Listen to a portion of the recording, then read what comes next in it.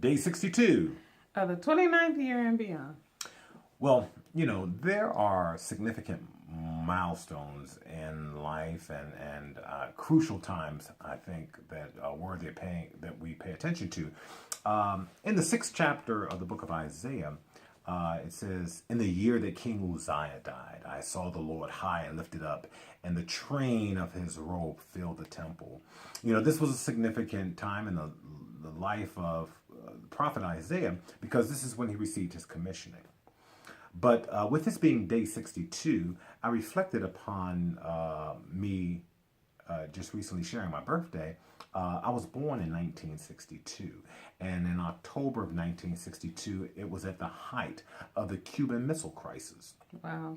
The missiles of October, for those of you who were born, or for those of you who have the ability to read and study a little history.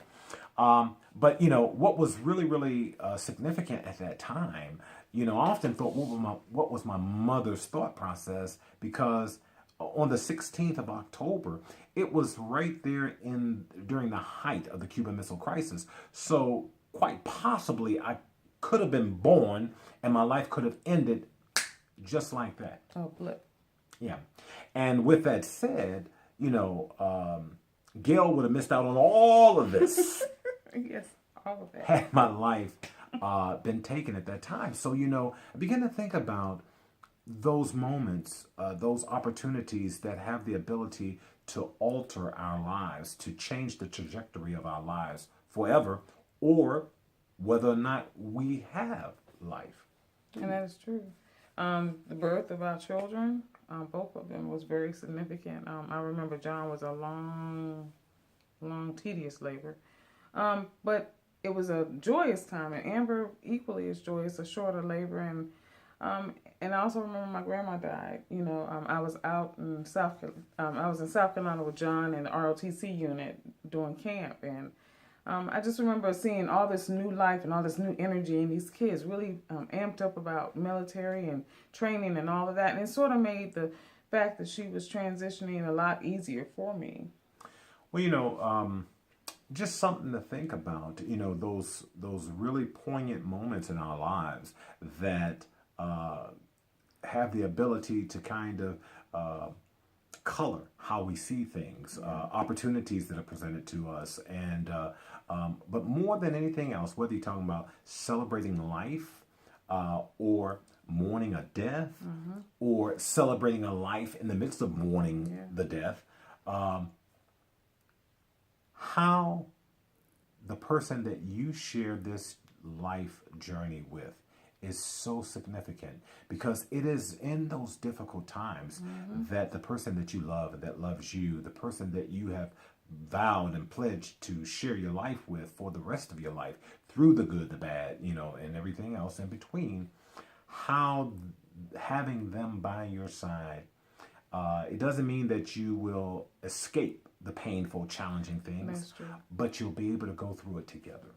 Yeah, I remember when Dad had the brain bleed, and it had been a week and whatnot, and then he started having seizures that following Sunday, and then they called me and told me he had a brain bleed, and he was going to have surgery. I remember just screaming, I was yelling, I was just so upset, and I remember Fred picking me up off the floor, and he's saying, "Okay, honey, it's going to be okay.